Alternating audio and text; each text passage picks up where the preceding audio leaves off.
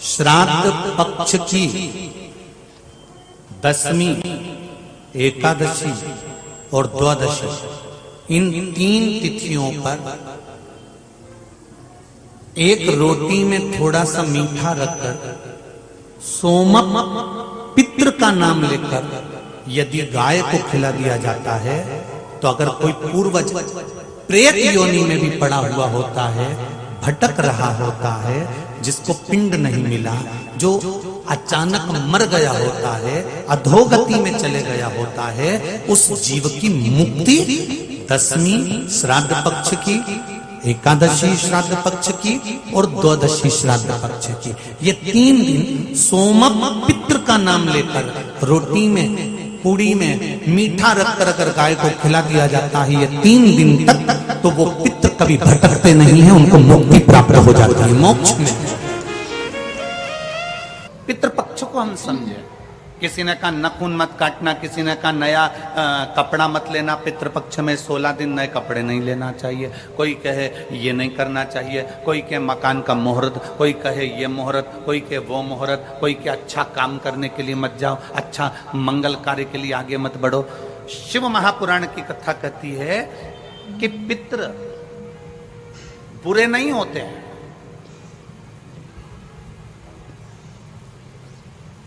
पितृ बुरे नहीं होते हैं। आज लोगों के मन में बड़ा भय हो जाता है। व्हाट्सएप खोलो, फेसबुक खोलो, तो ब्राह्मणों के लिए लोग कमेंट्स करना प्रारंभ कर देते हैं कि अब श्राद्ध पक्ष चालू हो गया, ब्राह्मण जीमने के लिए जाएंगे। कोई ब्राह्मण की तुलना कौवे से कर देता है, कोई कुछ कह देता है, कोई कुछ कह देता है। ना,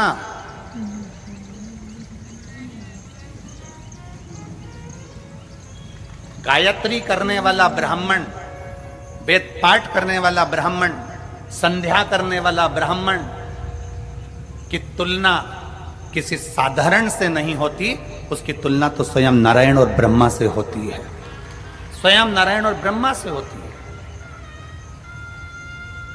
किसी ने कहा कि तुम अभी नया वस्त्र मत लो, पितृपक्ष चल रहा है,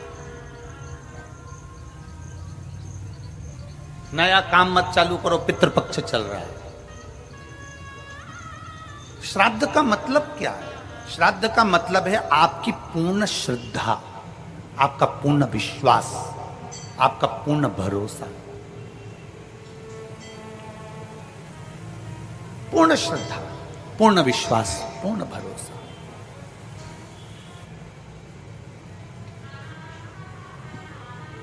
पितृपक्ष श्राद्ध का समय गलत समय नहीं है। कोई काम आपको शुरू करना है तो पितृपक्ष में शुरू कर सकते, बस पितृपक्ष में एक काम चालू करो। पितृपक्ष में बन सके गौ माता को रोटी दो, पितृपक्ष में बन सके गौ माता को जल दो, पितृपक्ष में बन सके तो भूखे को भोजन कराओ, प्यासे को पानी पिलाओ। पितृपक्ष में बन सके, तुम्हें किसी ने कह दिया, कोई विद्वान ने तुम्हें बता दिया कि तुम्हारे पितृ दोष है, तुम्हारे घर में काल सर्प दोष है, तुम्हारे घर में ऐसा दोष है, तो एक काम चालू करो, 16 दिन श्राद्ध के एक चावल का दाना देवाधिदेव महादेव के शिवलिंग पर समर्पित करो, दूसरा चावल का दाना अशोक सुंदरी की जगह पर समर्पित करो, और 1 लोटा जल पहले अशोक सुंदरी वाली जगह पर थोड़ा सा चढ़ाओ, उसके बाद शंकर भगवान को उस जल को अर्पित करो, अपना गोत्र बोलकर, अपने पितरों का स्मरण कर कर आपका पितृदोष अपने आप शांत हो जाएगा, दोष मिट जाएगा, आपका पितृदोष शांत, आपका दोष समाप्त।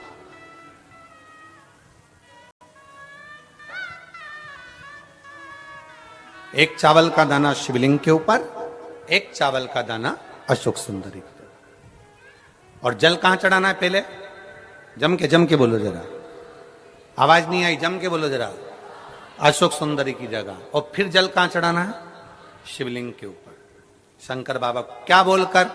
अपना गोत्र। जिसको गोत्र नहीं मालूम उसको एक चीज मालूम होना चाहिए, शंकर का नाम, श्री शिवाय नमस्तुभ्यम, ओम नमः शिवाय, नमः शिवाय, गौरी शंकर।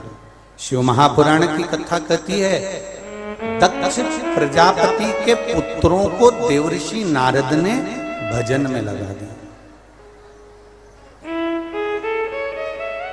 एक बेटी हुई जिसका नाम था स्वधा।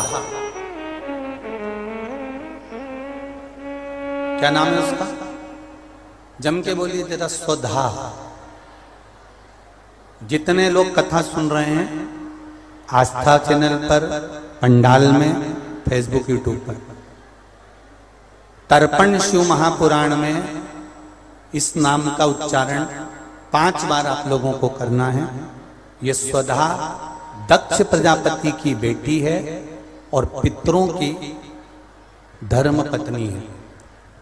इस पितरों की धर्म पत्नी स्वधा का नाम लेने से अगर हमने कंडा, गोबरी, गाय का जो गोबर होता है कंडा, उसको जलाकर अगर धूप नहीं दी हो या किसी ब्राह्मण को भोजन आदि नहीं कराया हो या तिलांजलि तर्पण नहीं करा हो, पिंड नहीं दिया हो या श्राद्ध पक्ष में किसी को कोई दान ना करा हो तो उसका दोष ना लगे, उसके लिए तर्पण शिव महापुराण में पितरों की धर्म पत्नी स्वधा का नाम का स्मरण आप और हमको साथ में करना है। सभी लोग एक साथ में बोलेंगे, स्वधा स्वधा स्वधा स्वधा स्वधा।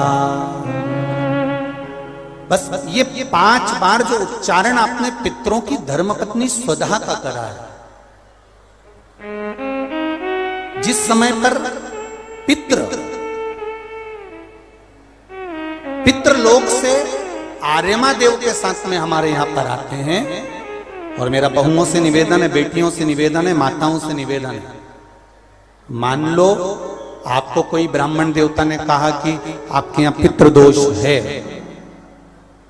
आपको कह दिया कि पितृदोष है, तो आपको घबराना नहीं है कि महाराज जी मुझे क्या करना पड़ेगा। पितृदोष है, एक चावल का दाना घर में से लीजिए, हथेली पर रखिए, पानी का जो मटका होता है, हंडा होता है, पानी का जो मटका है, हंडा है, जहां पर रसोई घर में तुम पानी रखते हो, उस हंडे के पास में, मटके के पास में उस चावल के दाने को लेकर जाइए, अपने पितरों का स्मरण कर कर स्वधा स्वधा स्वधा स्वधा स्वधा 5 बार बोलकर शंकर भगवान के शिवलिंग पर, तुम्हारे घर में शिवलिंग हो तो घर में, और अगर मंदिर में शिवलिंग हो तो मंदिर में, उस चावल के दाने को चढ़ा दीजिए।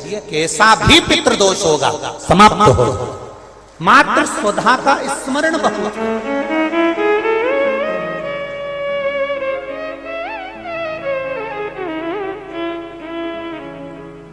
हम तो उनसे भी कहेंगे जिनका बार बार एक्सीडेंट होता हो,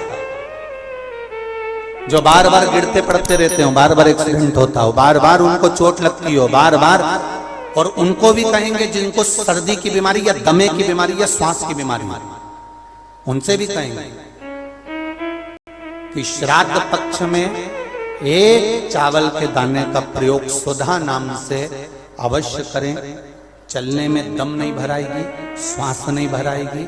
और दूसरा, जो सर्दी का जिसको कोटा होता है, बार बार सर्दी हो जाती है, निमोनिया हो जाता है, कफ बना रहता हूं, उनके लिए भी स्वधा नाम का स्मरण। महाराज स्वधा नाम का स्मरण। दक्ष प्रजापति के घर में बेटी का जन्म हुआ जिसका नाम था स्वधा। स्वधा का जन्म लेते ही स्वधा श्वेत वस्त्र को धारण करती थी।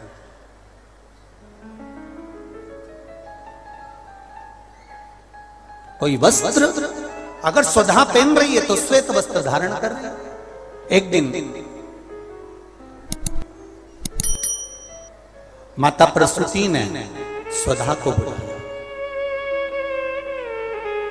स्वधा आप इधर आओ। स्वधा आई, हाँ मां। बेटी, जब घर में इतने सारे आभूषण हैं,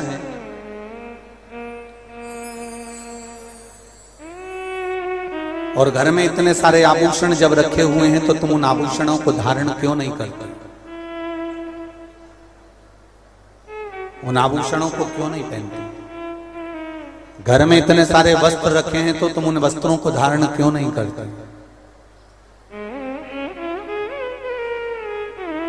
स्वधा कृति है मां।